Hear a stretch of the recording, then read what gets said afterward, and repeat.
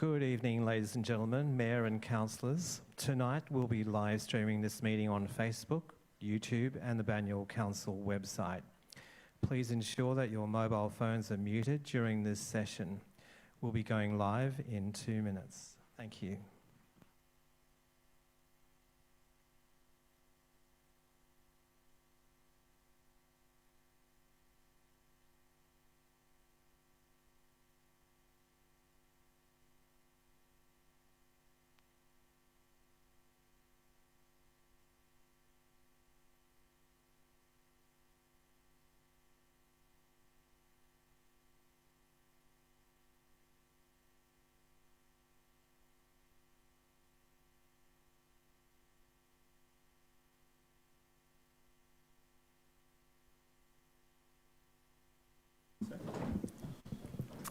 Welcome all to the 5th of May 2025 Council meeting. I open the meeting at 7 p.m.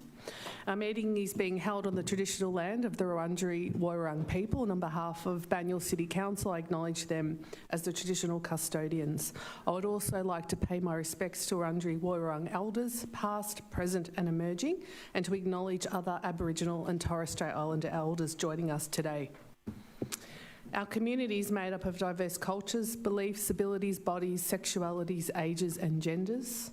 We are committed to access, equity, participation and rights for everyone, principles which empower, foster harmony and increase the well-being of an inclusive community. I will now pass you on to the Chief Executive Officer, Ms Alison Beckwith, who will read out the formalities. Thank you, Mayor, and welcome all to tonight's Council meeting. As the Mayor indicated, my name is Alison Beckwith and I'm the Chief Executive Officer here at Banyule Council.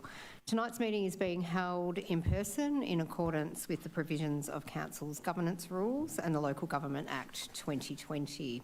The meeting is also being live streamed via Council's website and Facebook pages.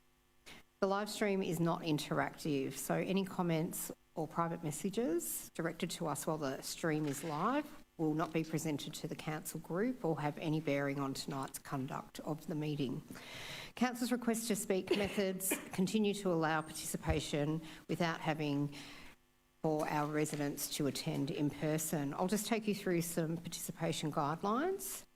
Public question time will occur at the conclusion of tonight's meeting. If a member of the public who submitted a question is present at that time, they are welcome to read their question as submitted or have their question read out on their behalf by a staff member. If not present, the question will not be read out.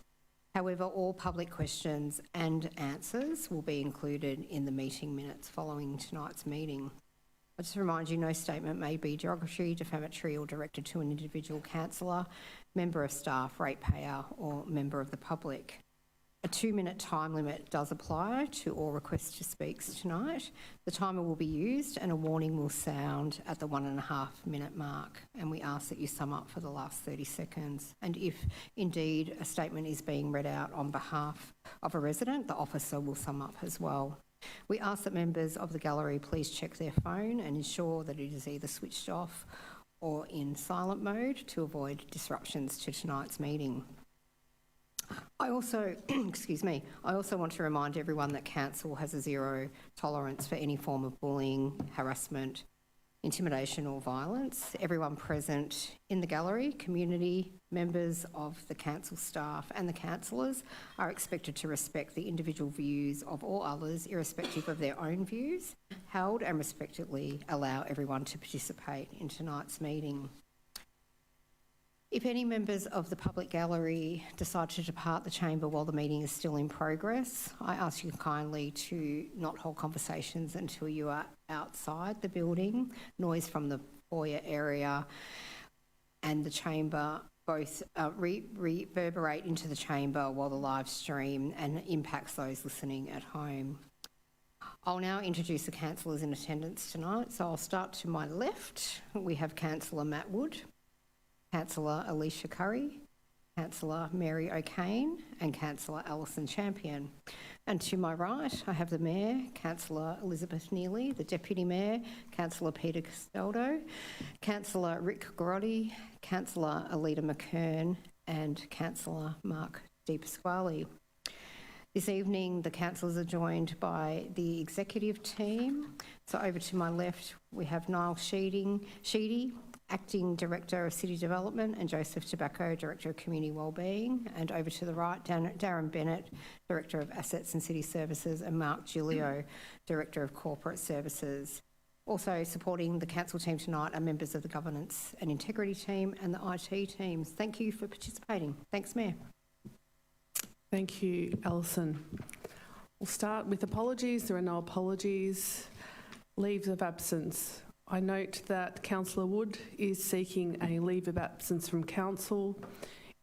It is important for you to note that Council must accept any reasonable leave of absence under the Local Government Act. Councillor Wood, I note you would need to declare a material conflict of interest regarding this leave of absence and to leave the chamber before the vote. I will now allow Councillor Wood to state his conflict of interest and then exit the chamber. Thank you, Mayor. Thank you very much, Rukiera. I am declaring that I have a material conflict of interest in this item as I stand to make a gain or loss dependent on Council's decision to grant my leave of absence request and therefore must not participate in the discussion or vote on the matter.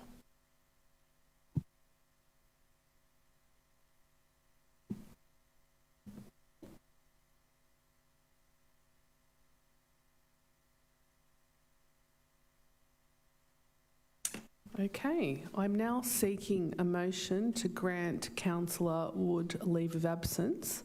Could I please have a councillor move? Moved Councillor Curry, seconded Councillor Champion. I now put the motion to grant Councillor Wood a leave of absence for the period of the 24th of May to the 6th of June inclusive. All those in favour? The motion is carried. Thank you. Before we move, we'll allow a moment for Councillor Wood to return.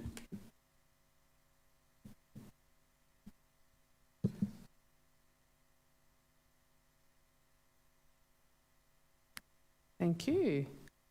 Moving to confirmation of the minutes from the ordinary meeting of Council held on the 14th of April 2025. Can I please have a councillor to move? Moved Councillor O'Kane. Do I have a seconder? Seconded Councillor Wood. I now put the motion. All those in favour? The motion is carried.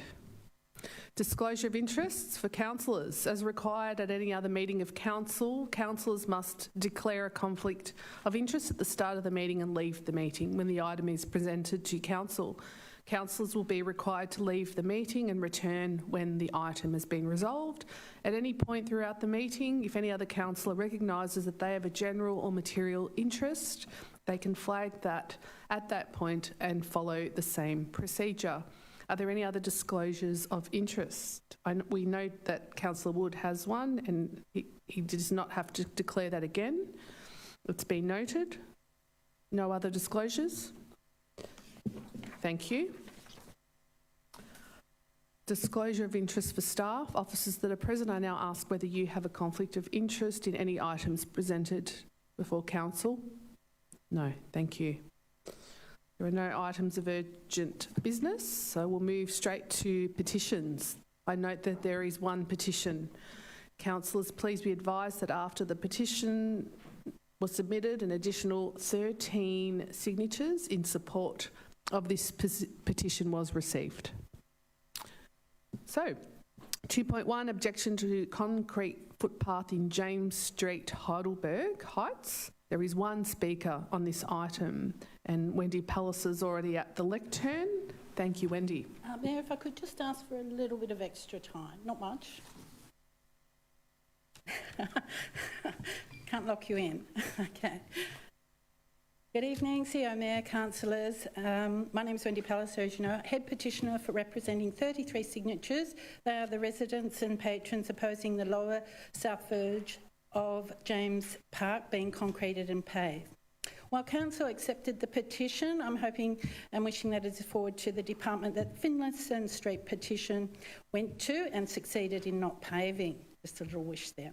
Councillors concurred with this petition on the 26th that these verges or nature strips are not missing links of paving, but previous councils were protecting the trees and considering safety issues. A verge is minimally used as people prefer the adjacent footpath and the upper side of the park where branches don't fall as much.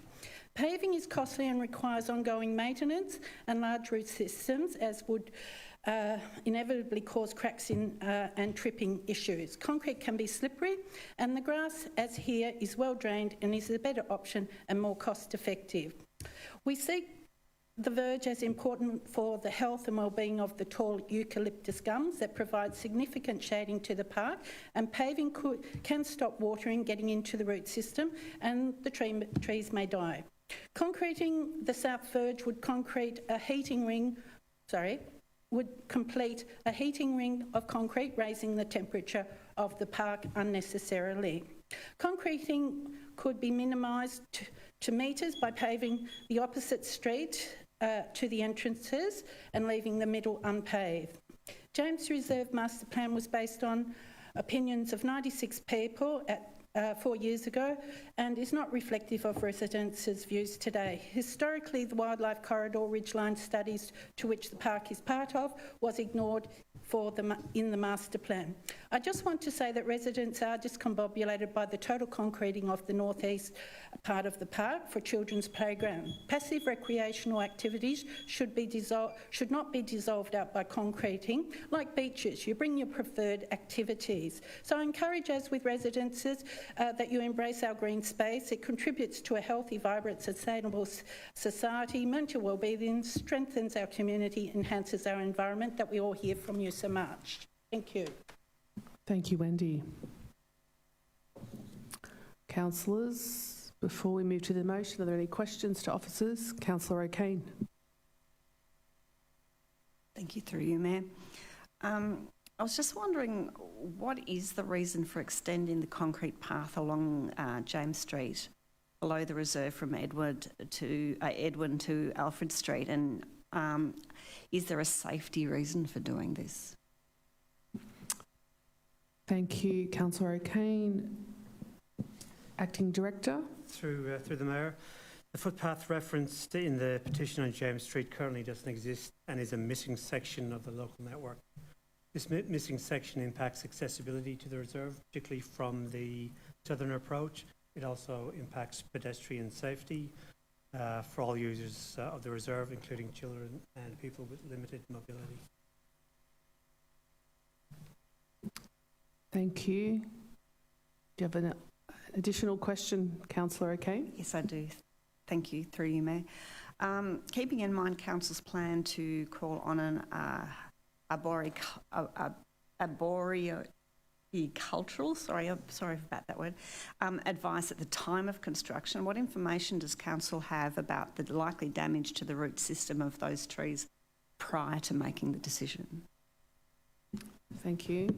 This type of construction isn't unique.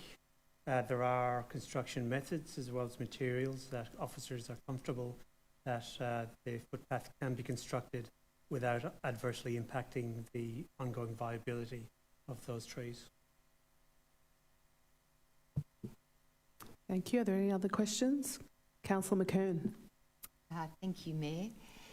To the Acting Director, I'd like to ask, firstly, in relation to potential safety issues that might warrant the installation of a concrete path in this missing part of the network, what incidents have there been? Have there been any recorded incidents at all, given that I take it the situation has been like this for many years? I would have to take that question on notice, Councillor. However, I do note that accessing the reserve from the southern approach does require a number of crossings of roads in order for a pedestrian to use a footpath. So in any event, when you have increased crossings of roads, particularly during the busy period, there is an increased risk to pedestrians. Thank you very much, Acting Director. I would also like to ask you another question, and that is regarding the potential impact to the existing trees. I noticed that the officers mentioned in their reply to councillors that there are 3 trees potentially impacted. I would argue that if there is a new path constructed and it follows the line of the existing path, then a lot more than 3 trees will have to be impacted. There's a bank of trees that are potentially impacted. So I would ask officers to perhaps have a look at that and to understand exactly how many trees will be impacted. Issue being here that they are established mature trees of mixed species, including plane trees and some eucalypts that all appear to be in good health. Is there a So question, my councillor? question is, I would like to know what the construction method would be that would not impact the trees, because I don't know of any construction method for a footpath that doesn't impact tree roots. The construction method would be determined after further analysis of the on-site conditions and the vegetation. As you're aware, with footpaths that can be constructed with a shallow foundation, a deeper foundation where it's permitted, as well as a mix of materials. So there are some creative ways to install footpaths to improve pedestrian safety, and that may also include a raised boardwalk if necessitated. Thank you, Councillor McKern. Do we have any other questions? There's an officer report before you set out in the papers. I'm now calling for a motion. Do I have a mover? Moved, Councillor Champion. Seconded, Councillor McKern. Councillor Champion, do you wish to speak? Councillor McKern? Thank you, Mayor. And thank you to our Speaker, Wendy, for this petition submission and for your words this evening. For this to be coming to Council, it must be of some importance, at least to the 17 signatories to the petition. I want you to know that I have actually examined the space and that area south of the reserve, and at this point, these are my observations. And they are observations because this petition does need to come to Council for consideration by way of the officers. So all we're doing tonight is being asked to receive the petition. As I mentioned earlier, there are a bank of large mature trees, both in the reserve and the nature strip, that would be impacted by the installation of a footpath. Some level of installation is likely to have to happen, rather some level of excavation, particularly if it's to meet the existing footpath level at grade. So I'm very keen to see, per the Acting Director's comments, how we might elevate that and how it would actually be safer than the current situation of no footpath. The argument for footpath with shade, in my opinion, could be a moot point if the said trees die back on account of excavation works. And in my knowledge, having professional experience in this space, there is very little likelihood that you can excavate anything less than 200 millimetres, which would significantly impact those tree roots. There's also a parallel footpath across the road with serviceable pram crossings. And I also think, like yourselves, that the current state of this grassed edge does extend the feel of the reserve into the street.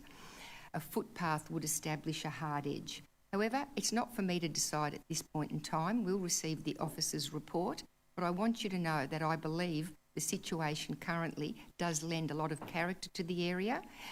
It'll be interesting to consider the risk assessment associated with no footpath. Thank you. Thank you, Councillor. Does any other councillor wish to speak? Councillor O'Kane? Thank you, through you, Mayor. I just have a couple of very brief comments.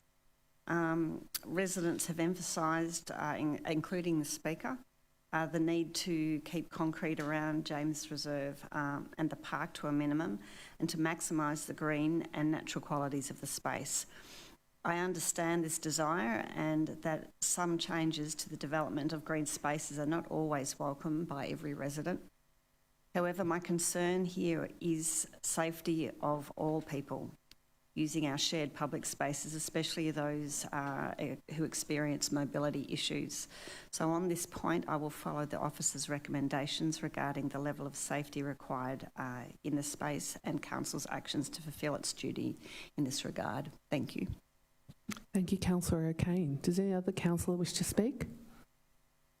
I put the motion to a vote. All those in favour? The motion is carried. Item 3.1, endorsement of Council's position on motions for the MAV State Council meeting, 16th of May 2025. There are no speakers on this item, and Councillor, before we move a motion, are there any questions to officers? No. There's an officer report before you in the papers. I'm now calling for a motion. Do I have a mover? Moved Councillor Curry, seconded Councillor Wood. Councillor Curry, would you wish to speak to the item? Mayor, could I... Sorry, firstly, I might just, Mayor, there are amendments to the motion on the table which I might read through, and then I believe Councillor Wood might like an addition. Okay.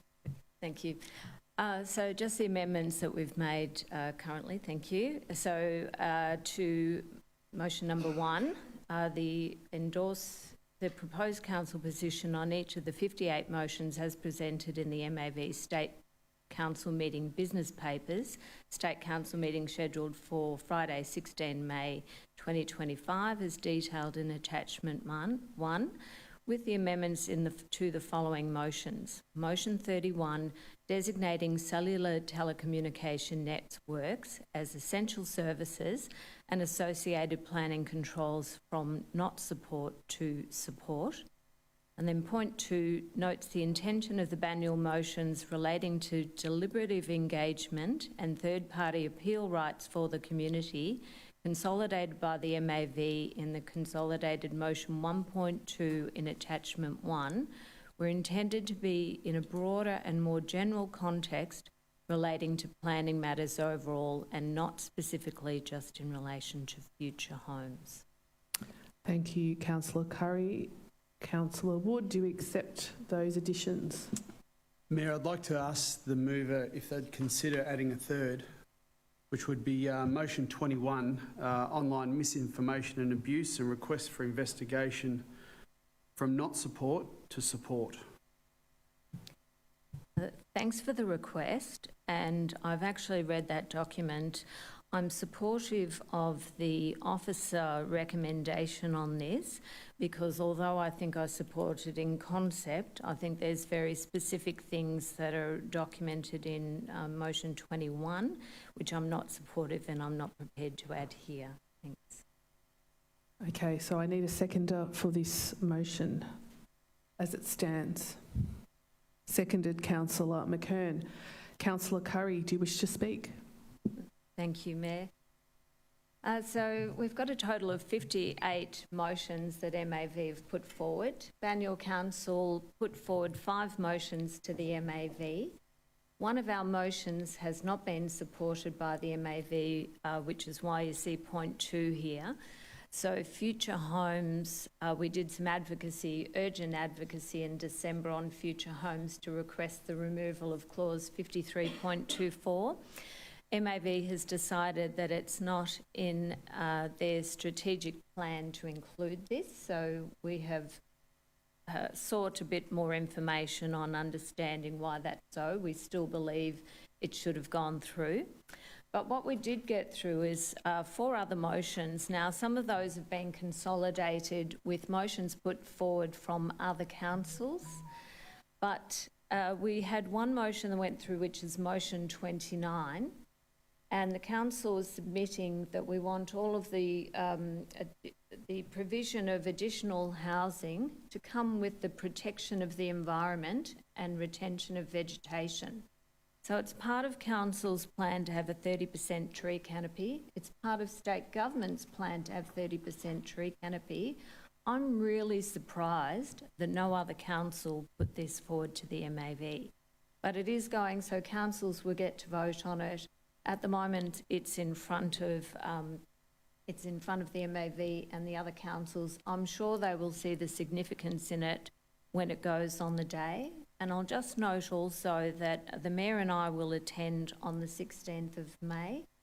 There is opportunity, if there is some wording changes, that support might come for a motion, and I might allow other councillors to speak to that. And I do suggest that people read what's been put forward by the MAV. Out of the 5 that we are not supporting, we support parts of those motions, just not the lot. And we're going to see here whether the councillors back me on the 2 motions that I've put forward. Thanks, Mayor. Thank you, Councillor Curry. Does the seconder wish to speak? One of the main roles of the Municipal Association of Victoria is indeed to advocate for local government interests across a broad range of council areas of responsibility, not just things that impact this council, but that impact other councils too. There are 79 councils in Victoria. So these motions do actually provide a mandate for advocacy which will influence policy direction and achieve sought-after changes by the community. And many good motions are in this package. Councillor Curry has spoken to some of them, and Banyul does support the bulk of them. I perhaps took issue with motion 31, which is around telecommunications.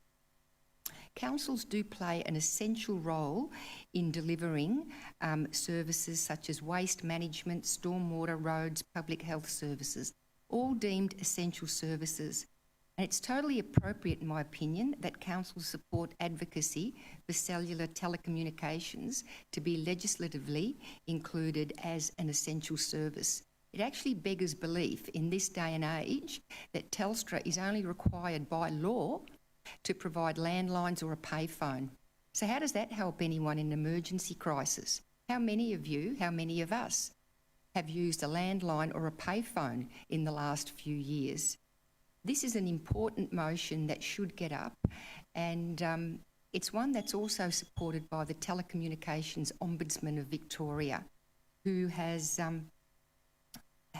said that mobile services are absolutely crucial for everyday life and they should be a baseline entitlement. This is why I believe we should support this motion, and I hope my colleagues agree. Thank you, Councillor McKern. Does any other councillor wish to speak? Councillor Garotti.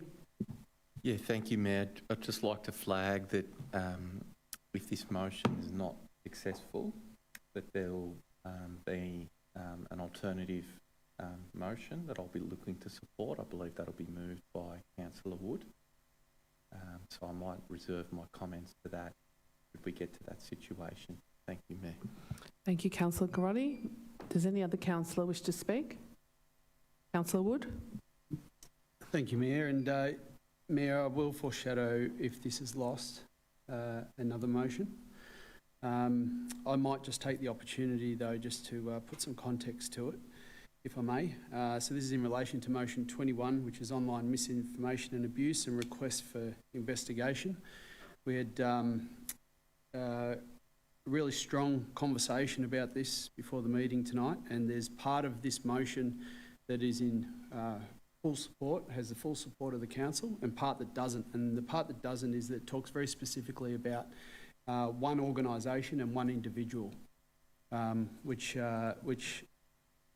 some of my councillor colleagues weren't comfortable with supporting. So that's the reason that we're having a bit of trouble with this. Just add a couple of quick points. Actions ignored are actions condoned. If we're not calling out poor behaviour, we're condoning them. I decided to challenge this motion at 2 o'clock on Saturday afternoon. I was lining up to vote, and one of the federal candidates was there. I got chatting to them, and I asked them, "How are you? What were the key learnings from your experience?" And they were frazzled. There'd been a couple of big months, but they said, I just couldn't believe the attacks. And this candidate went on to say that I expect attack on policy, and I expect attack on perhaps the values, and even on myself as an individual. I can accept it to a point. But this candidate went on to tell me that they had to take their child out of school during this recent campaign. And I challenge anybody in this room to tell me that that's okay. It's just not. So behaviour at any level in this space of targeted abusive activity like this just needs to be called out at every opportunity. I'll leave it at that for now. Thanks, Mayor. Thank you, Councillor Wood. Does any other councillor wish to speak? Councillor Castaldo. I'll also speak. I'll just acknowledge some of the amendments made here. I'm supportive of those that are present before us, but in the absence of the other motion being added to this, I can't support this, and will support the foreshadowed one if that does get up. Thank you, Councillor Castaldo. Does any other councillor wish to speak? Councillor O'Kane. Thank you, through you, Mayor. I just want to support Councillor Castaldo's comments too. Having these different motions put up against each other is a very difficult situation, and it's very difficult to decide when the support is here, but also how do you grapple with something that you feel that is missing. So, yeah, thank you. Thank you, Councillor O'Kane. Does any other councillor wish to speak? I might speak to the motion, or the report. Council submitted 5 motions to the MAV, and just to reiterate, the MAV is the peak body for council local government in Victoria. Councillors and officers have considered each motion in preparation for tonight, and we look at evidence before we come to the meeting to make a final decision. Banyul's motions will be considered for Victorian housing strategies to include engagement with the public, to retain third-party appeal rights for community, and supporting the role of local government as the primary decision maker for planning applications. It's really important, and I think it's probably the most important thing to discuss in relation to these motions this evening. Supporting increased funding for infrastructure requirements for growing communities, and to consider the impacts of housing strategies on the natural environment, the ability to create and retain 30% of the tree canopy, as mentioned by my fellow councillors. These motions are important for council, and it is really important to the community, and these are things we hear from our community constantly. This is why we're raising them, and I'd like to thank my fellow councillors, particularly Councillor Curry and McKern, on this, as to bringing these to the forefront. It was a group effort from the councillor group and the officers to take advantage of this platform to raise issues affecting our future. Going through the motions that we've discussed, most of the topics as a council, and also hearing from the community, like increased funding for libraries, like evidence-based approaches to recycling, like roads and bridge infrastructure, community infrastructure, gambling reforms, community safety, mental health services, cycling corridors, food security.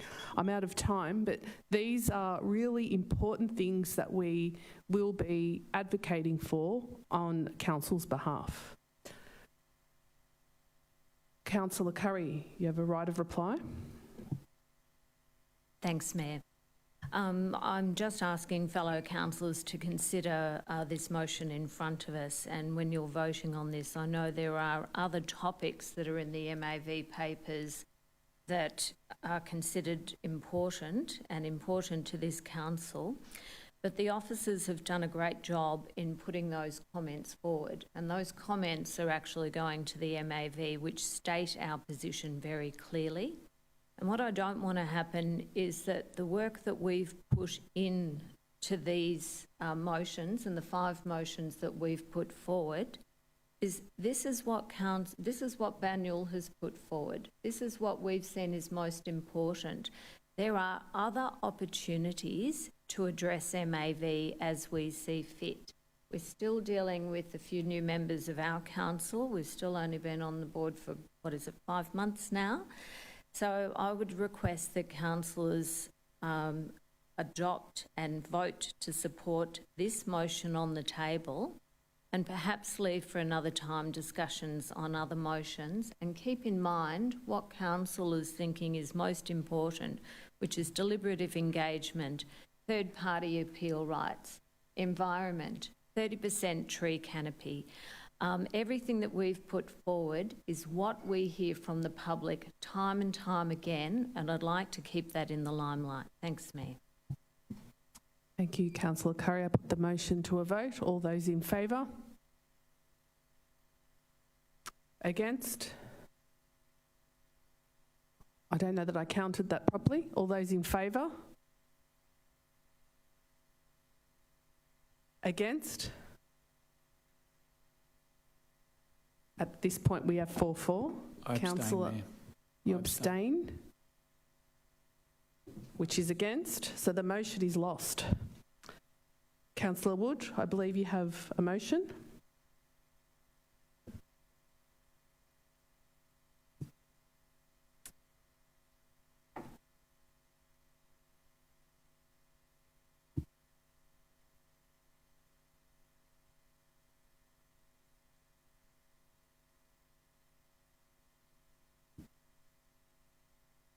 Now, I will propose a new motion to include the two that have been mentioned at item 1 and item 3, and add a third, being at 2A, being motion 21, online misinformation and abuse and request for investigation from not support to support in principle.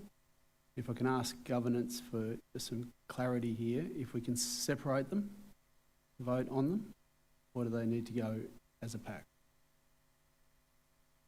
Yes. Yep. I beg your pardon. So I'll move those three. I need a seconder. Seconded, Councillor Garotti. Councillor Wood. You may speak to the item. Thank you, Mayor. To be clear, I am supportive of Councillor Curry's motions at 1A and 3, and I've added in 2A.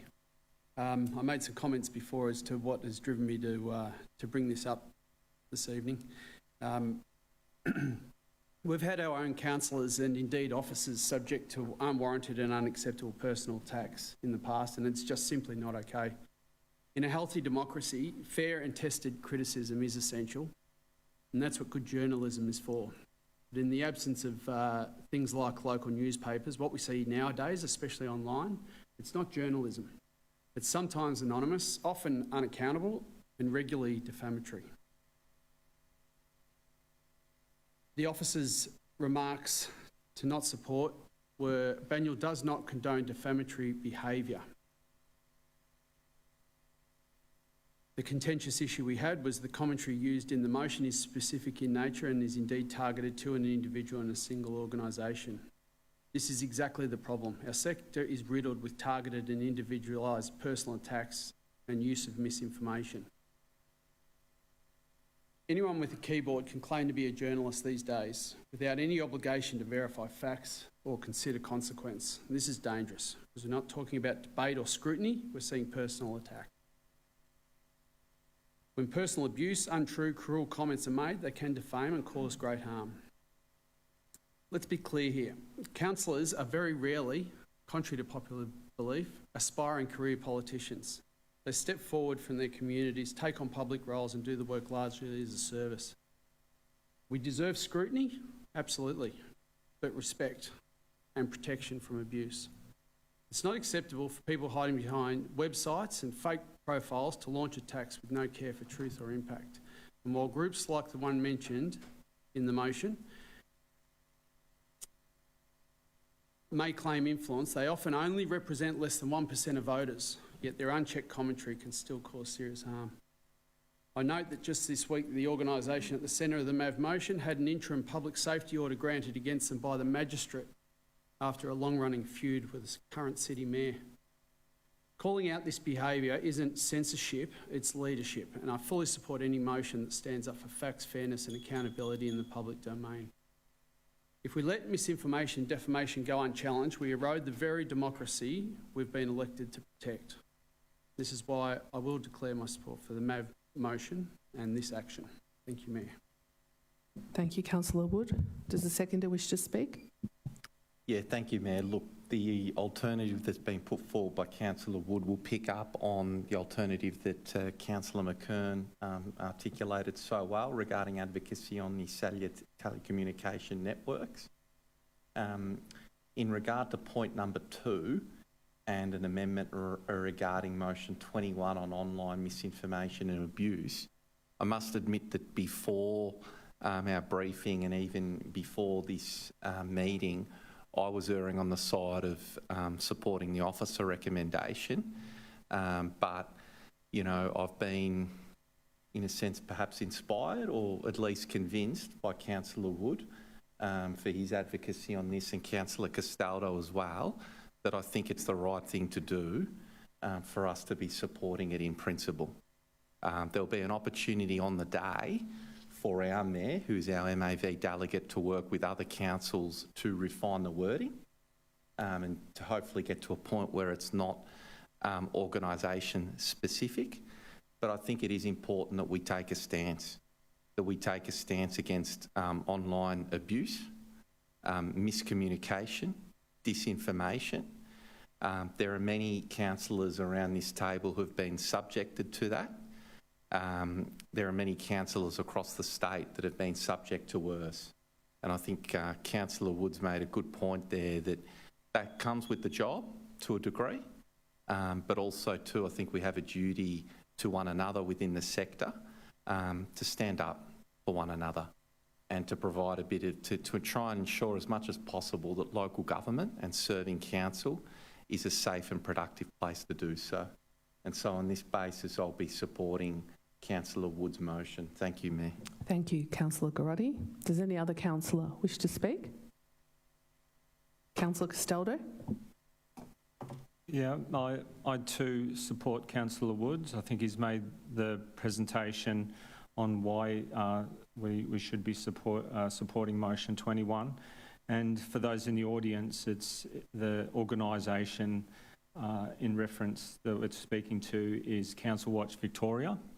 And I think on many times they cross the boundary of what's reasonable, and I'm very comfortable in putting my name and this council's name to this motion. Thank you, councillor. Does any other councillor wish to speak? Councillor McKern? Thanks, Mayor. I must say I'm not totally comfortable with what's been proposed, what's on the screen for us to consider, either support or not. And the reason for it, even though I have been subjected, like many of us councillors, to extraordinary defamatory comments, I feel that it's potentially a slippery slope you go down once you start calling out organisations for misinformation and otherwise unpleasant behaviours and comments.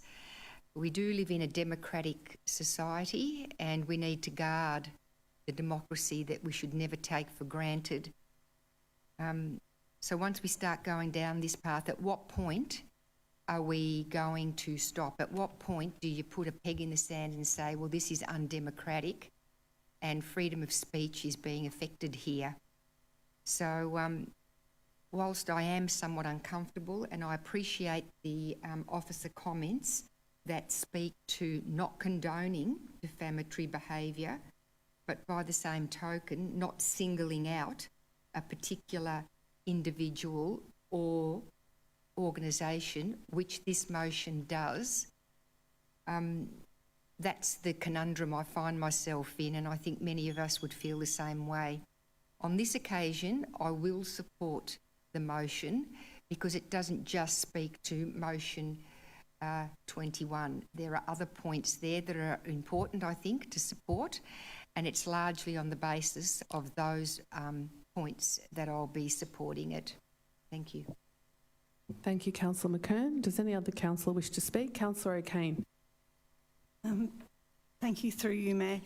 I have to apologise to my fellow councillors and also to the gallery that I've found it a little bit confusing here about the process, because it's a process we haven't done before. But I noted that our opening speech or our opening words were around about council has a zero tolerance policy for bullying. But we also live in a democracy that welcomes robust debate and freedom of speech. So this debate really is about what is, as Councillor McKern was alluding to, what is the threshold for bullying that we're trying to define here. And I have great faith in our Mayor, who will be able to participate in that debate at the MAV conference, and she is well aware of all of our positions.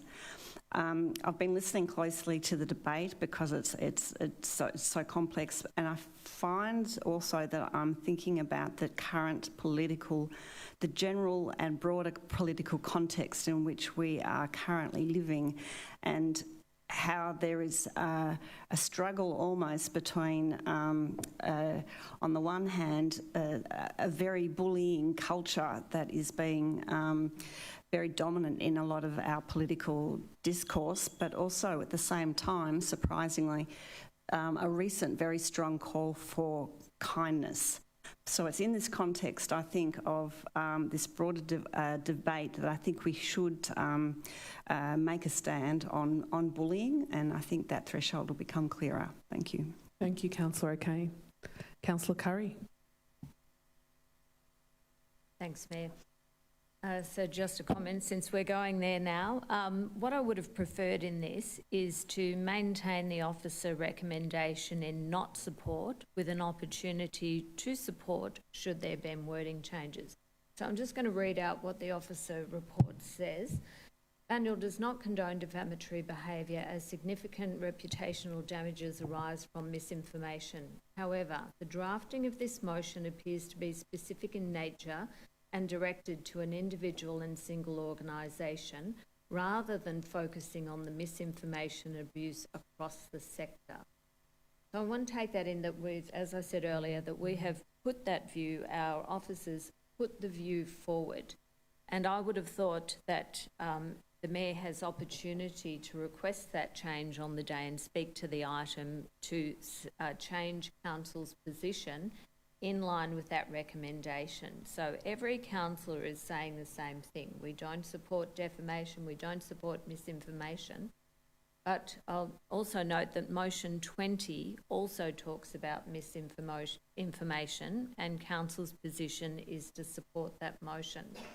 But because we're talking about this now, I won't be supporting this.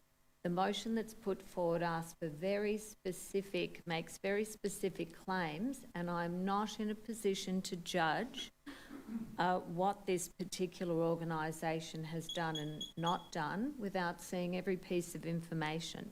So the support in principle is fine, but in my opinion, we should have had a not support with an opportunity to support on the day should there be a change in the wording. Thanks. Thank you, Councillor Curry. Does any other councillor wish to speak? I just want to bring it back to the 58 motions that we're going to discuss at the MAV. I thank my fellow councillors for having faith in me to be able to represent council there, along with the other 79 councils. I also would like to thank the officers for their thorough analysis of the motions, and I will be supporting this so that that work goes ahead and we can discuss any amendments on the day, or I can represent council with the amendments on the day if new information comes to light at the MAB. I put the motion to a vote. All those in favour? Against? The motion is carried. Moving on to item 3.2, draft communication strategy for public exhibition. There is one speaker on this item. A written statement will be read out on behalf of Melissa Murphy-Webster by Darren Bennett, Director of Assets and City Services, and he's speaking for the recommendation. Action 2. It's unclear how placing the banner online could cost $15,000 to $100,000. If this refers to a flip book, it's a common plug-in that shouldn't require significant resources. Action 4. I support improvements to live streaming given ongoing issues. However, the action is cut off and lacks clarity on what changes are proposed. Action 15. A 5% increase in social media engagement seems a low target. Will this involve expanding to platforms like YouTube, X or TikTok? TikTok is used by over 40% of active Australian social media users and could be worth exploring. Action 18. Transparent engagement in online communities may help better understand resident concerns. However, there might be some reservation for residents to make comment knowing there is a council representative watching over. SMS communication. How is SMS currently used, or how will it be used beyond payment reminders? It was raised repeatedly during the cat and dog public order process last year. Ordinary council meetings. There's little reference to these as a communication channel. Public access is increasingly limited to 2 agenda items and a 2-minute timer, and requiring in-person attendance for questions contradicts accessibility goals. As previously asked, will participants' speeches be added to website? More broadly, Banyul's communication often feels more focused on confirming existing decisions than genuine consultation. Surveys can be leading and decisions seen based on subjective feel rather than data. I was told only 4.75% of visitors to Shaping Banyul since mid-2023 left feedback, meaning a very small group influences major strategies. Likewise, while 55 members are repeatedly cited as part of the think tank. Thank you. Before we move the motion, councillors, are there any questions? Councillor Garotti. Yeah, thank you, Mayor. Just one question for appropriate officers. So this is a new strategy coming to council, a communication strategy. Just seeking advice on how many strategies does the council have? Thank you for your question, Councillor Garotti. Director Tobacco. Thank you, through you, Mayor. Councillor Garotti, I need to take that question on notice. There are several strategies that council has adopted formally through this chamber, but in terms of quoting the specific number across all 4 directorates, I wouldn't be able to give that number to you today. Do you have an additional question, Councillor Garotti? No? Councillor Wood. A couple of comments that were brought up just now, the relevant officer, about accessibility to the council meeting. Is it on our agenda at all to review things like that were brought up, how many agenda items somebody can speak to, the length of time, the format of questions? Is that up for review at all? Thank you. To Governance, Linda Chappell. Thank you for the question, Councillor Wood, and through you, Mayor. As previously mentioned via an answer to a public question, we're actually waiting on Local Government Victoria to release model governance rules, and we don't know at this point in time what that looks like. So there's not really any point in us undertaking another review of how the community participates in a council meeting at this point, because we don't know whether or not that's going to be included in those model governance rules. That being said, we did review them 2 years ago in 2022 and 2023.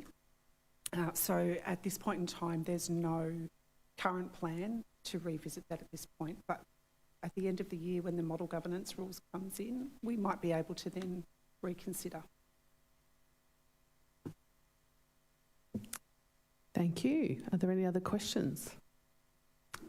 We have a motion. Could I please have a mover? Moved Councillor Garotti, seconded Councillor Champion.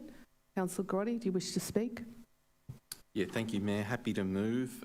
Certainly do appreciate the feedback that was provided by the Speaker. And I'll just ask of the appropriate officer that be tabled as a submission as part of this process, and the comments provided, which I think were quite valid, be considered as part of the consultation process. Look, the officers, I think Banyul's been doing a good job in communications, a very talented team, and what they're looking to do is to formalise that work, to better structure it, and to help, help council continuously improve in this space.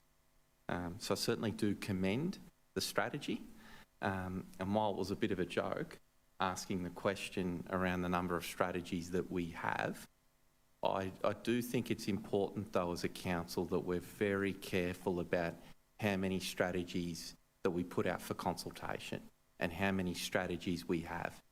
And I do want to look at us doing a bit of a program of work to review and rationalise that, because our focus and our community focus needs to be on what's really value-adding. And I'm just a bit concerned, just with the volume of strategies that come here, are we diminishing our focus on what's really important? Not that this isn't, but it's certainly something that I'm conscious of. Thank you, Mayor. Thank you, Councillor Garotti. Does the seconder wish to speak? Does any other councillor wish to speak? Councillor McKern.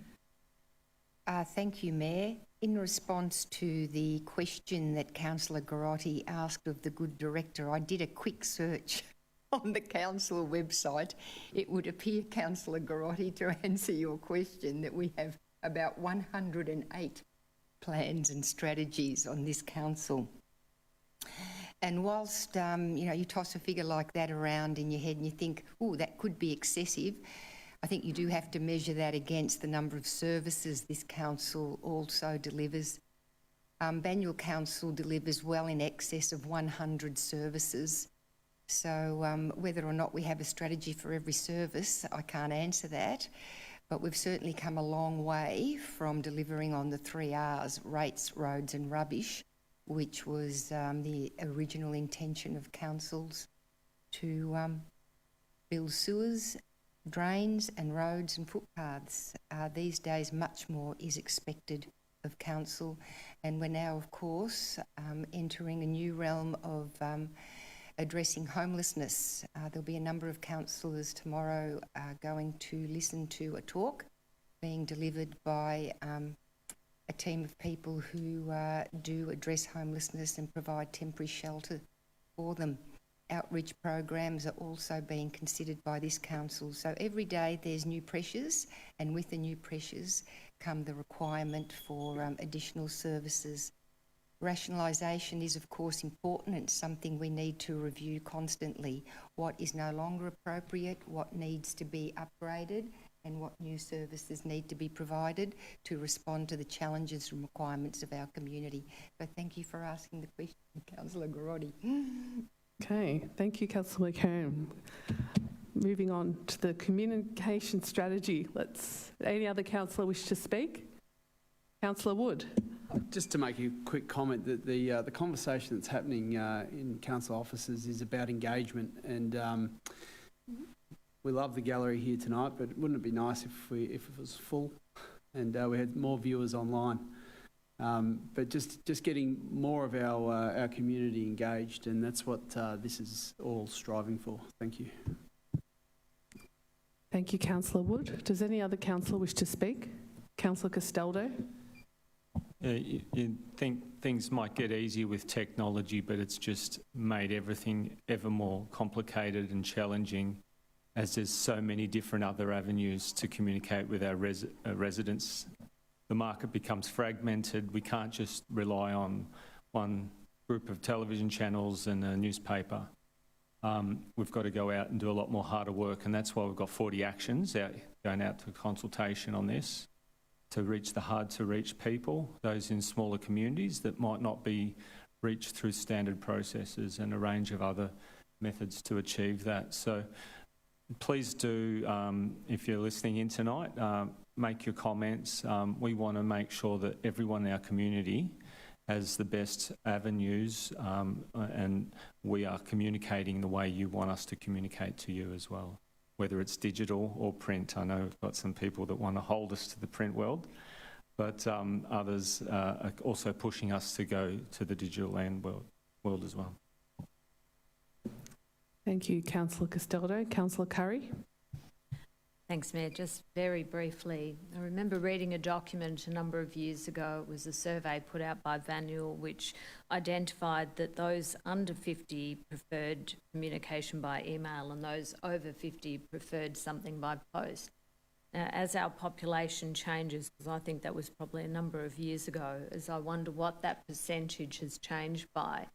Because probably we get a lot of individuals within that people that actually would prefer notices, prefer things that come up at the library.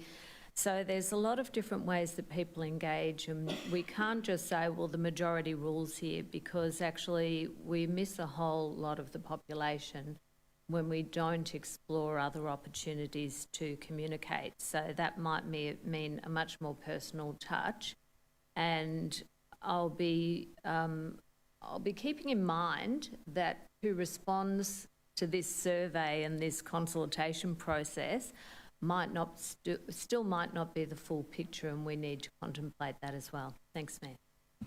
Thank you, Councillor Curry. Does any other councillor wish to speak?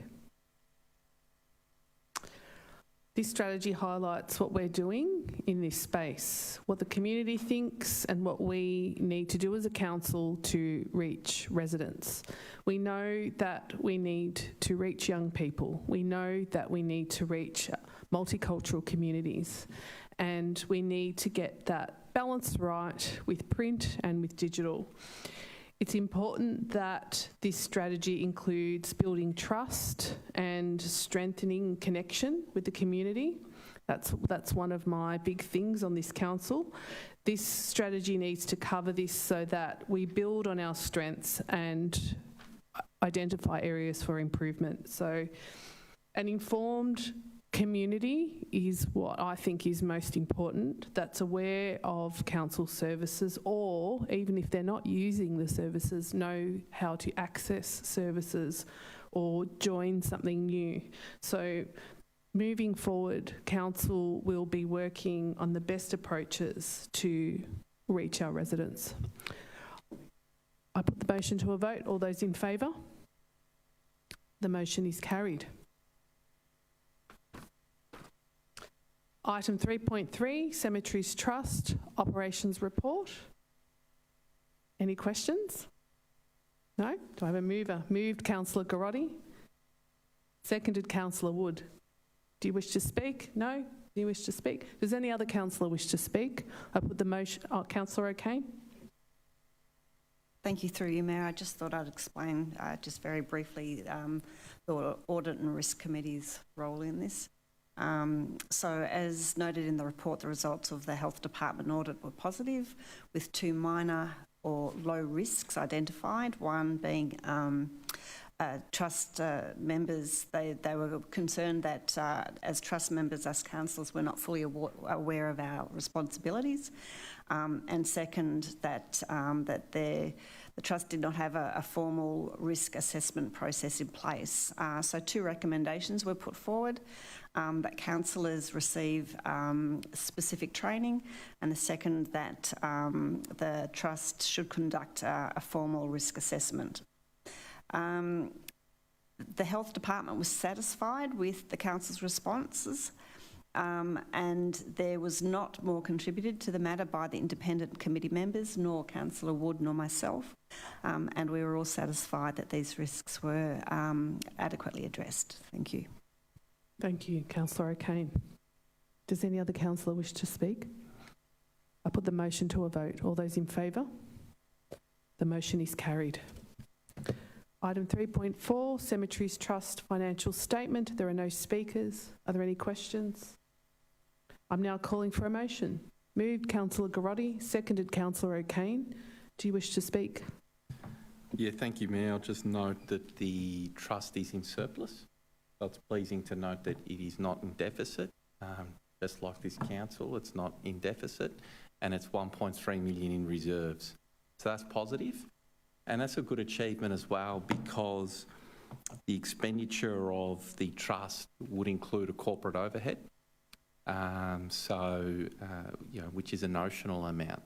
So, from an entity that, for a while the council was looking what its options were because of a concern around its future cost, the fact that we're getting it to break even or on track for break even by year end is a good outcome. So thank you to the officers, and a pleasing position for the trust to be in. Thank you, Councillor Grotti. Does the seconder wish to speak? Does any other councillor wish to speak?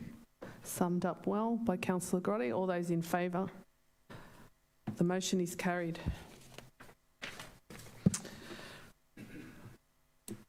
Item 3.5, record of council meetings. There are no speakers. We have a motion. Councillors, do I have a mover? Moved, Councillor Champion.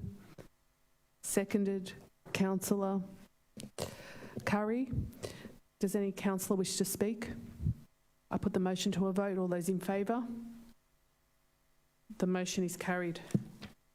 Item 4.1, draft active Banyule plan for community consultation. There are no speakers on this item. Are there any questions to officers? No. We have a mover. Moved, Councillor McKern. Seconded, Councillor Wood. Councillor McKern. Thank you, Mayor. The opening line of this draft active Banyule plan reads, sport, recreation and physical activity play a key role in the health and well-being of our community. In support of this statement, of course, we want all parts of our community to have access to physical activity for good health and well-being. And this plan aims to provide these opportunities for all parts of our community.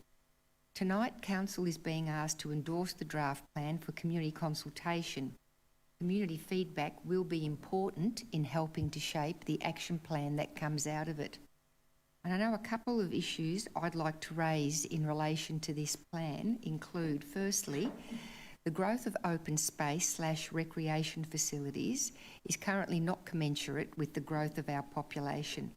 Pressure on open space will only increase with the doubling of our housing stock as required by the state government. And while this report states that Council will focus on maximising the use of existing facilities instead of creating new ones, which is good, is frugal, as too many of our facilities, I believe, are underutilised, I do think that Council also needs to be planning to acquire more open space going into the future.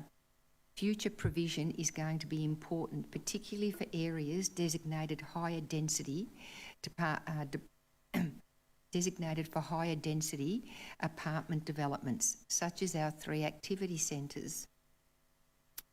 The second issue I have is around the reported statistics that are of concern. Only 37% of adults in Banyule meet the recommended physical activity guidelines. Considering stats like that, it would be good to see more adults in Banyule participating and meeting the recommended 150 minutes of physical activity guidelines. This is particularly so for underrepresented groups, including women and girls, older adults and people with disabilities. There are a number of actions stated in the action plan to address a variety of the access issues, but what I would like to see, having now visited many of our sporting clubs and recreation facilities, a lot more introductory programs run by sporting clubs to encourage people who might be isolated and or uncomfortable attending a club on their own because they don't know anyone. And I've seen some excellent examples through Heidelberg Golf Club, actually not only inviting introductory players, but then helping them along through follow-up programs to integrate with the sporting club's community. The other is around greater flexibility in membership options for sporting clubs. One size does not fit all. I was at a sporting facility owned by council recently and inquired about the social membership cost that wouldn't involve competitive play. There was only one available price structure. I hate to say it, but going back to Heidelberg Golf Club, I've been amazed at the range of price structures available, social only, midweek play only, different price structures and rates for students, for seniors, for concession card holders. We need to be a lot more imaginative in providing programs that allow for a greater range of people to participate. And this is what I'd like to see coming out of this plan and in the action plan. Thank you. Thank you, Councillor McKern. Councillor Wood. Yeah, thank you, Mayor. I'm very happy to see this report. When I ran for council last year, one of the big items I spoke to was participation in sport, particularly kids' participation in sport. And I talked about a cyclical model that kids' involvement builds strong local clubs. Strong local clubs leads to better governance and programs, which drives the development of inclusive and progressive facilities, all underpinned by council support, which is a critical part of it. And then it feeds the cycle again. And if we've got our kids active, we're building a better, healthier society for the some of those statistics that we've just heard Councillor McKern talk about. So I was pleased to see a lot of the thinking, the same thinking reflected in the draft presented tonight. This goes well beyond footy clubs and so forth and organised sport.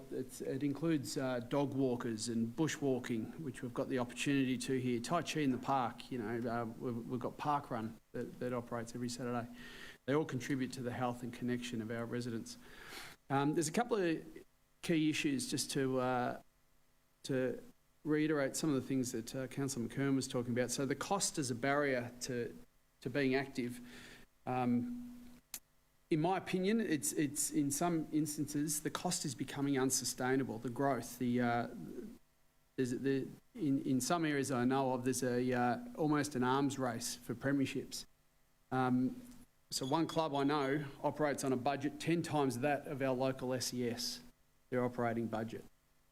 It's staggering. And we've got another club that I know of, where their junior fees are up to $1,500 a term. Yet every Saturday, 400 people, myself and Councillor Castaldo and 398 others, turn up to Park Run, and it's free every Saturday. So it's a reminder that accessible models can work.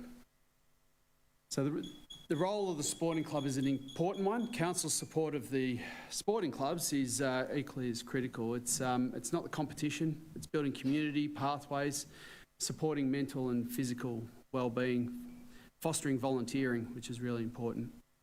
We need to continue to push hard in this space, and I commend the active team for their work, and they've certainly got my support. Thank you. Thank you, Councillor Wood. Does any other Councillor O'Kane? Thank you, Mayor. Through you, Mayor. I also welcome this draft active Banyule report, and I'm very grateful for how this report has morphed and changed through conversations that we've had as well. While I recognise the vital structural role of sports clubs in our community, I think the number of sports clubs members, we were told was around 9,000. I'm also glad to see recognition that being in nature itself and impacts positively our physical, mental, emotional well-being. So our definition of activity is broad. Just to reiterate the statistic that Councillor McKern raised, but adding 50% of us are overweight or obese, and I'm in that category. 37.7 of us are not achieving the minimum 150 minutes of moderate vigorous exercise per week. And I think this is the major challenge we now face, not just the upkeep of sports facilities, but increasing the number of people in our community who embrace an active lifestyle. So I believe this report does have its finger on the pulse of changing and emerging issues regarding being physically active, recognising the significant issues of not enough people doing any exercise. The increase in the informal way many of us do exercise, and the increasing pressures placed on our shared and public spaces. I just also want to note how this is also affecting the way we talk about it, and how we are actually grappling with new language to talk about activities that are not in sports clubs and how we can say organic or informal activities are just as valuable without putting them in a dichotomous negative relationship. Anybody who reads my neighbourhood news from our neighbourhood newsletter in Olympia will see that I am committing to getting on the sports and active wagon again as a result of this report. Thank you. Thank you, councillor.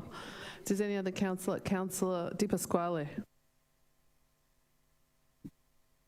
Thank you, Mayor. Yes, just quickly, I'll be looking for this plan, hopefully to pick up two major points that I'll be looking for in the future. Firstly is cost of participation, all the way from the cost to whether it be free, but also infrastructure costs with regards to paths and amenities that we put out there for those who do partake in free activities. But on the other side of the scale, there's increasing costs for all participation throughout our community, sporting clubs, for kids, for adults, etc. So I'm really looking hard into that and how to ease those costs. The second aspect I'll be looking for is the standards and how the standards have increased over the recent years with regards to, a cricket oval or a football oval or they are now pristine. When I first got onto council, we had many issues with regards to muddy ovals, etc. Now we're spending millions and millions of dollars on ovals and pavilions, etc. And the standard is just getting higher and higher and higher. Clubs are not accepting and organisations aren't accepting, substandard venues and amenities. So we do have those pressures. So I'm looking for this plan to really pick those up and try to work out how to manage those into the future and expectations. Thank you, Mayor. Thank you, Councillor Di Pasquale. Councillor Castaldo. I think this is a really important piece of work. We talk often about participating and being connected in our community, and then I don't think there's any better way than this, bringing large groups of our community together. And I know it's certainly helped with my family to connect across Banyule. And just this last week, there was over 120 people that attended the walkathon from our older age group categories. And there was a tremendous amount of opportunities for people at all stages in their life to reconnect with their community and well-being through activity. So it was a wonderful day, and just this last couple of weeks we've also discovered there's an ice skating rink and ice hockey just on the border of Banyule. There's a tremendous amount of opportunities that people just don't know about, and I think if we go and do this well, we'll get more people involved, connected and participating. So if you've got any suggestions in the community to increase participation, please put them in. But I'll also note that last strategy we had, we've achieved a lot of physical facilities at quite a cost. I'm really hoping now not to keep continuing increasing costs, but to make the most of what we have and put that to better use as well. So I think it's really important to set the balance right, because we don't want to increase the cost of participation through large amounts of infrastructure. So we've got to get that balance right, and that's a conversation we're going to have to continue on in this time when we are cost constrained. Thank you, Councillor Castaldo. Councillor Garotti. Yeah, thank you, Mayor. And just wanted to zero in on one particular outcome from the strategy, and that's that participation is not limited by financial barriers, with targeted support and affordable pricing options ensuring inclusivity and equitable access for all. I think Councillor McKern touched on this, and it is pleasing to see in the strategy a number of key actions that are targeted toward addressing this area. One of which is around reviewing fees and charges and membership structures in council-owned leisure centres. Another is around developing and implementing a comms and marketing campaign to highlight what's free and low cost and available in the city. What's disappointing for me, though, are the timeframes that have been associated with those actions. 2 to 3 years. Well, you think about it, a young child now, 4 or 5 years old, why do they have to wait 3 years for council to do this work and to come back with some options to them and to their families during a cost of living crisis to open up their access and equity to sport and recreation? So I'm supportive of the strategy, I'm supportive of the directions, but this is one area that I'm going to zero in on, and I'm going to be asking, hopefully with the support of the council, for officers to dramatically reduce the time frame for that work, because our community and the lowest socioeconomic members of our community, and in particular the young children, they need that support now, not in 3 years' time. Thank you, Mayor. Thank you, Councillor Carotti. Does any other councillor wish to speak? People will engage formally and informally in physical activity throughout their life. And as mentioned by my fellow councillors, council aims to reduce these barriers to participation, targeting those who are inactive or even those that need to be more active. I know Council Okay, I'll happily go for a walk with you and increase our physical activity, because I know the remainder of the councillors are very fit or into sport of some sort. I could name it all because I know, but I won't. We've got cyclists, runners, walkers, yoga instructors, we've got it all. But the other thing is cost, but I'd like to mention time. You know, we've got a lot of working families and people working long days, long jobs, and finding that time to make it a priority means that informal or flexible or organic opportunities are attractive. Working with clubs is still very important. Organisations, governments, schools to improve infrastructure and participation via really good programs. I support that.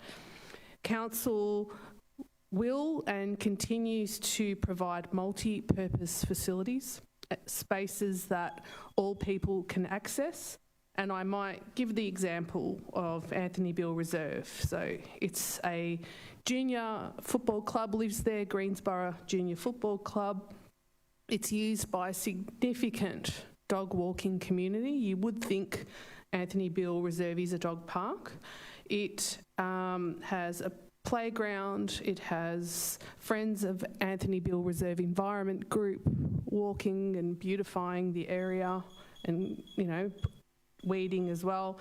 An important element to that for the public to use is the public toilet, and it's currently being renovated, that pavilion, to have a better layout for more community use for different types of activities. So I look forward to seeing these sorts of spaces in action. I put the motion to a vote. All those in favour? The motion is carried.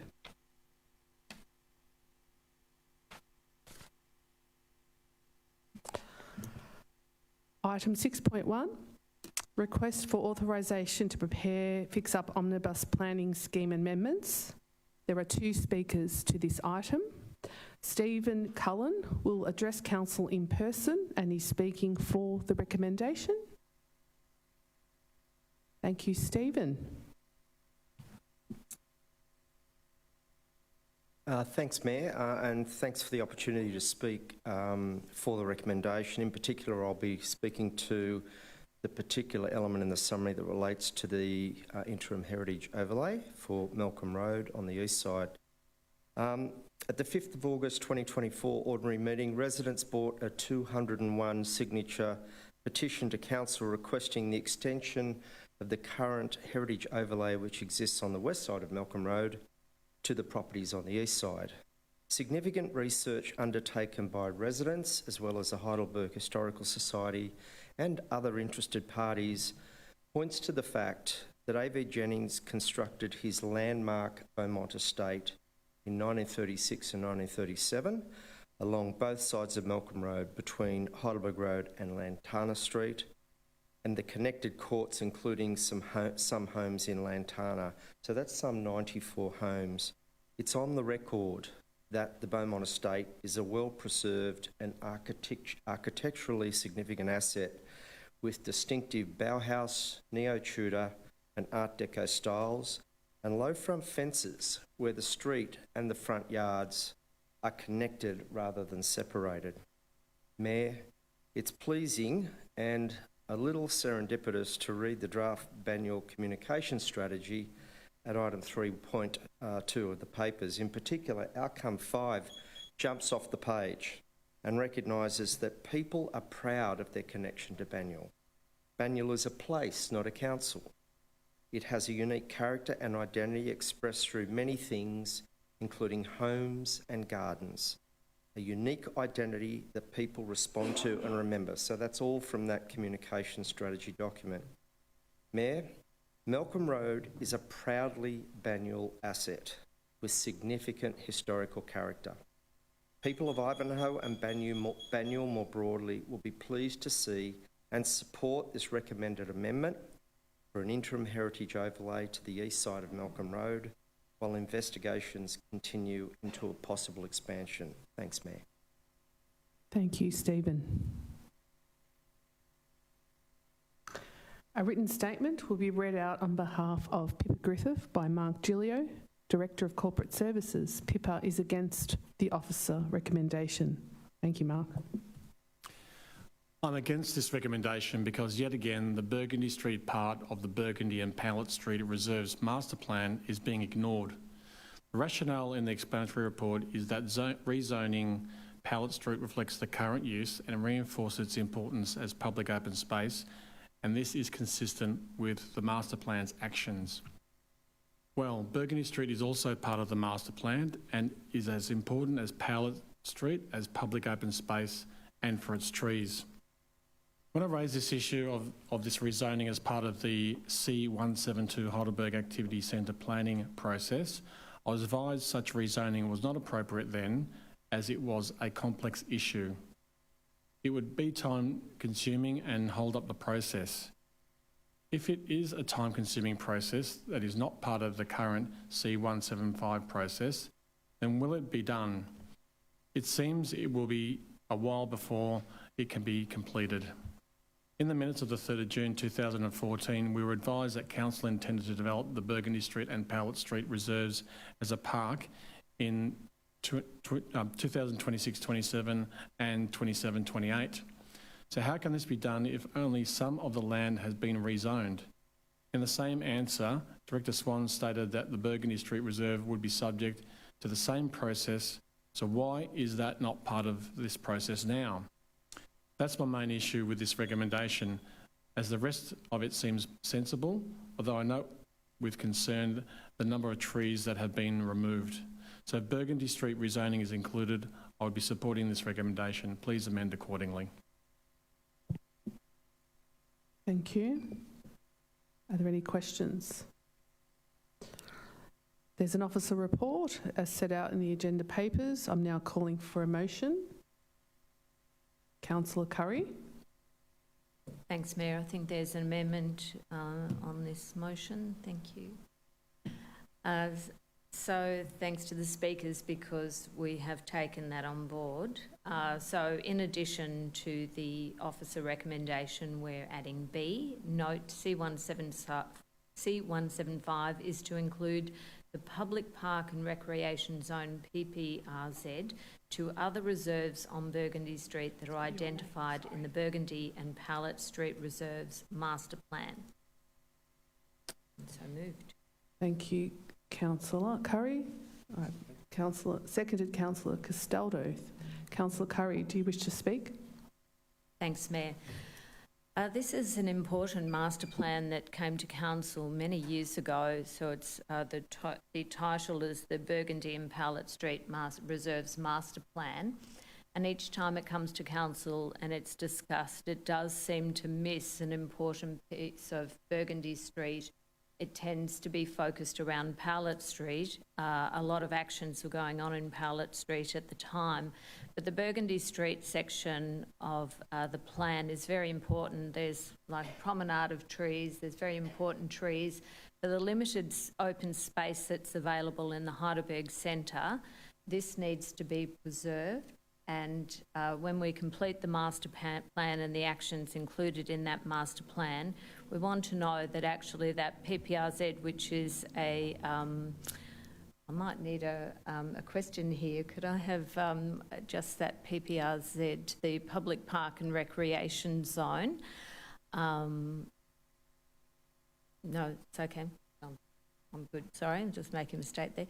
So the Public Park and Recreation Zone, the PPRZ, is to apply to all of those pieces of land, and it has been a bit of an anomaly that it has been missed. And so thanks to the Speaker, thanks to the other Speaker on the important part of Malcolm Road as well. Thanks, Mayor.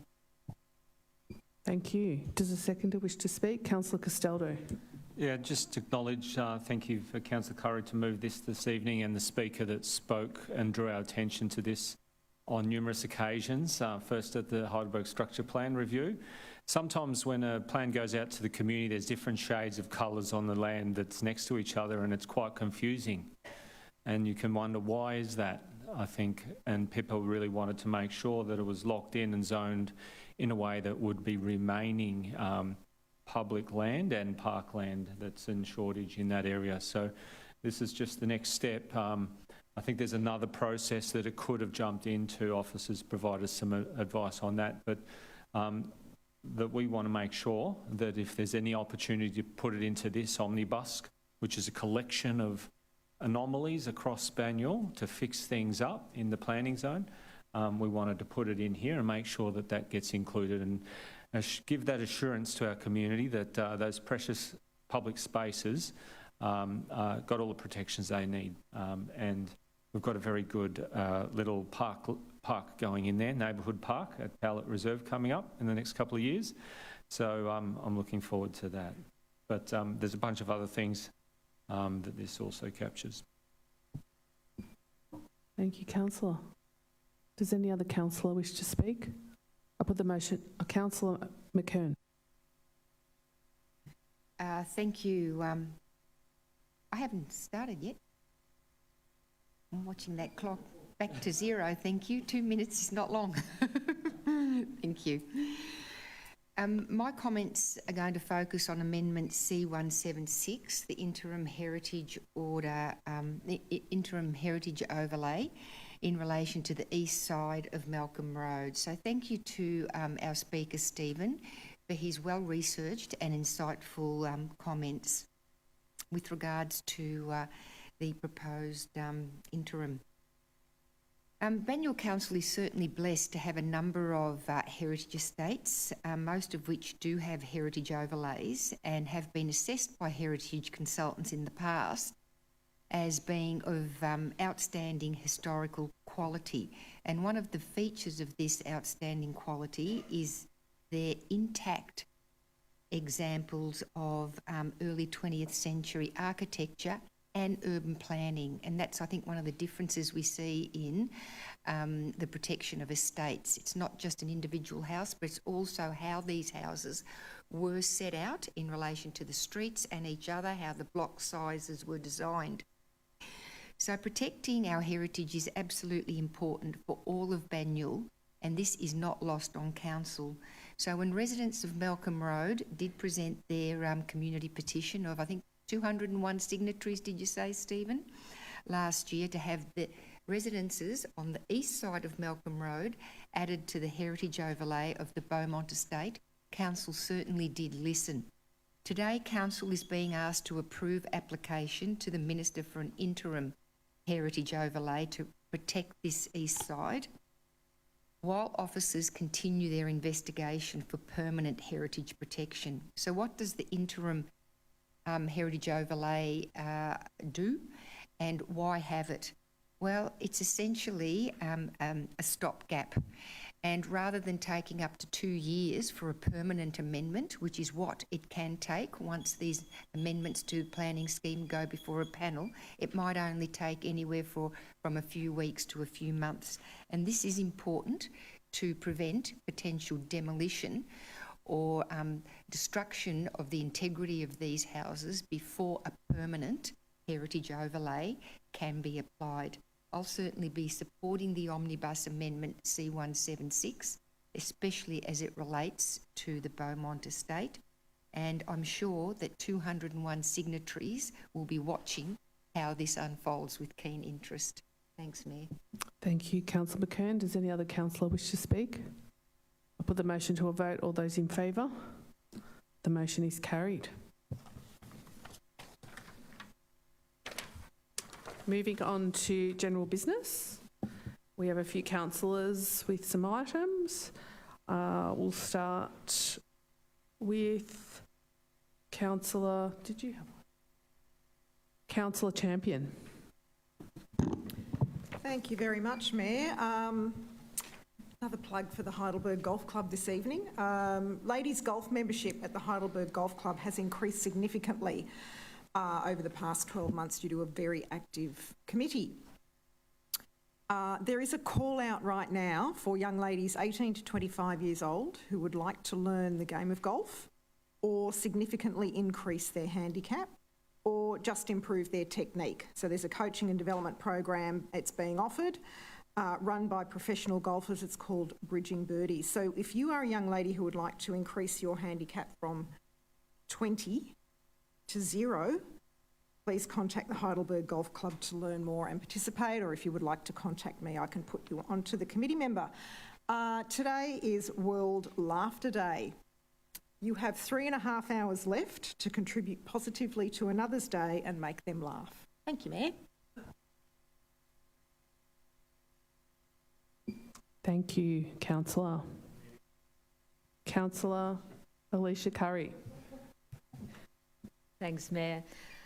So I had opportunity to go to the opening event of Chillin' in Banyule for 2025. On the 1st of May, it was held at Empire Studios in the Heidelberg West Business Park. It was a fantastic night with the likes of Charlotte Glover, Estelle Conley Trio and David Cosma and band. We had a speech by our Deputy Mayor, Councillor Castaldo. It's one of 29 live performances over 12 participating venues across Banyule and actually runs from the 4th of May to the 25th of May. So you can put into Google or into Banyule website, Chillin' in Banyule, and you'll come up with the list days of events and locations of those events. And I intend on going to a number of those over the coming month. It does range from everywhere right up to Greensborough all the way down to Ivanhoe. So I invite the public to attend and I might see you there. Thank you. Thank you, Councillor Curry. Councillor McKern. Thanks, Mayor. There are two things I'd like to report on in general business. First, the Chelsworth Community Meeting, which was held last Thursday, the first community meeting of this term of council. I was absolutely delighted with the response from our residents, some of whom are here tonight. These meetings just keep growing bigger and better. And we had, I think, somewhere between 30 and 40 people probably there. I didn't do a head count, but it was full house. And we did cover off on a number of topics that are of importance to our residents, including the Darebin Parklands, future management thereof, the curbside waste rate and charge. Now that, I think, is going to be of increasing interest to our community this year, particularly with regards to concerns regarding the fees for our curbside rubbish collection. And there was talk about different structures that we should be considering as a council. Also topical was discussion around Ivanhoe RSL and whether council might be doing more to help. And that was just a few of the topics we covered off on.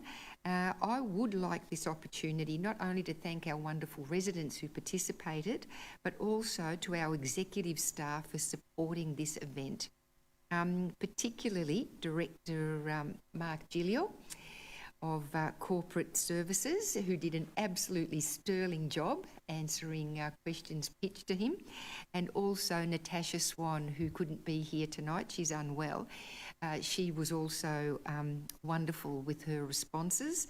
So thank you to everyone who participated. And before I wind up, I would like to give another plug for the inaugural Ivanhoe homegrown produce swap. So if you've got home produce, anything from preserves to veggies and fruit, that you want to swap for something that perhaps somebody else has grown, some eggs, some herbs, it's all happening from 10:30am this Saturday in Ivanhoe Library. I'm going to put this poster up on my front fence, and it also advertises not only our inaugural session this Saturday, but also the one for the 14th of June and 12th of July. We welcome all residents and councillors to participate. See you there. Thank you, Councillor Curry.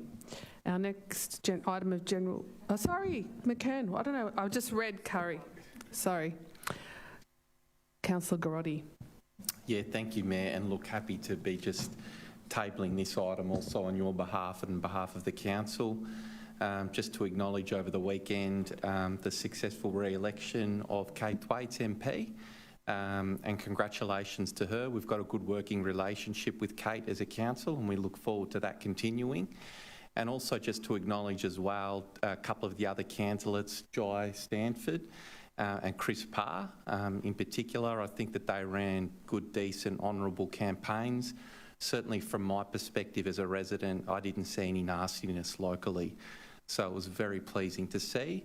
And again, we look forward as a council to working with the newly elected government. Thank you, Councillor Garotti. I apologise for my mistake before, but I was just reading the name in front of me. Councillor Di Pasquale, do you have an item? Yep. Are there any others? Yes, you. The annual 2025 Older Adults Walkathon was held last Tuesday, 29th of April at Willinda Athletics Track. It's the second year running that it has been held, and the participation was increased again this year. And hopefully next year we can attract those in the south of the municipality as well to take part in the event. There was well over 100 participants. It was really good. Our deputy mayor was there. Yeah, it was a fantastic event. So it's really good to see that we are putting on those events. Also, I would like to mention and thank the contributors to our community feedback forum for budget submissions, which occurred a couple of weeks ago on Tuesday, the 15th of April. I just thought to mention that, Mayor, just to let the gallery and those at home aware that we had members of the public come in and submit their pitches, I suppose, to the budget process in front of us. So thank you very much for that. And also just a thank you to our Parks and Gardens team who on Anzac Day, or in preparation for Anzac Day, did do a lot of work around our municipality, making our gardens look spectacular for all these ceremonies that were happening, for dawn service, the parades, etc. So yeah, so thank you to our Parks and Gardens and staff in that department. Thank you, Mayor. Thank you, Councillor Di Pasquale. I'll go next. I'll mention the Banyule Art Salon, which I attended with my fellow councillors.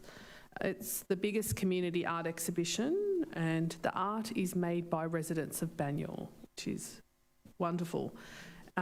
This year, people in Banyule were invited to create artworks that responded to our inspired and are inspired by the Heidelberg School of Art.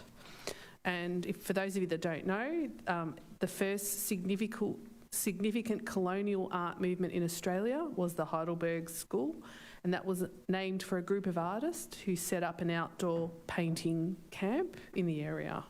So they painted outside on site, and they captured the raw beauty of the landscape here in Banyule alongside impressions of early settler life from the late 1880s. So it was an amazing response from the Banyule community, and the artwork is on show now at Ivanhoe Library, but just spectacular, the range and the talent that we have. So there was 104 artworks, and it was made by 83 Banyule artists. So just really proud of the residents in our area that can create that. Thank you. Is there another item? Nope. Councillor Castaldo. Yeah, I'd just also like to acknowledge the government being returned in Kate Thwaites. There was a 1.5 million commitment on their re-election that would go to netball, Ivanhoe Netball Club. So that will be going ahead, and $500,000 to the Croquet Club at Ivanhoe Park as well. So I'd just like to note that we haven't been able to communicate that yet, but that's the case. And also the alignment of renewable energy and not nuclear is aligned with council policies. So it's another good outcome for council. Thank you. And that's general business. We'll now move to public questions. We've received one public question. If any member of the public are in the gallery who have a question, they're welcome to approach the lectern and ask their question when their name is read out. And for those that are not present that have a question, they'll be in the minutes, but we don't have that tonight. Our question is from Melissa Murphy-Webster from Watsonia North.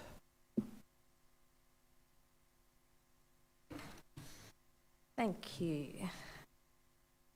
So I've raised concerns on several occasions regarding redundancy in the context of total electrification. In the light of the recent large-scale blackouts, such as the one experienced across parts of Spain, after following a shift to 100% renewables, I would appreciate clarity on the following. What specific redundancy systems are currently in place or planned within the Banyule Council assets to ensure energy reliability during grid instability or renewable shortfalls? And aside from promoting costly storage options like home batteries, what practical, balanced and accessible information has been provided to residents to help them make informed decisions about electrification?